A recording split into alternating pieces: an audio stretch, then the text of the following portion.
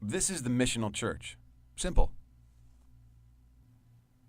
In the past, churches have spent large amounts of resources to construct the most attractive places imaginable for the community in which they were situated. Great music, compelling teaching, and a host of programs designed to gather people together were the staple of such church communities.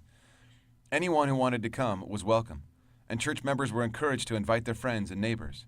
Generally, people had a pleasant experience. The people who came and were cared for seemed relatively similar. Education, income, pastimes, race, struggles, and histories seemed to be almost identical. Eventually, someone asked the question, what about all the people who aren't like us, but who live around us? Why aren't they here too? In response, the church increased its marketing budget, direct mailing the community, taking out ads in local papers, buying radio time, releasing a fresh web page, and offering to host the world's greatest event. The church was determined to be the center of everything great that happened in the community.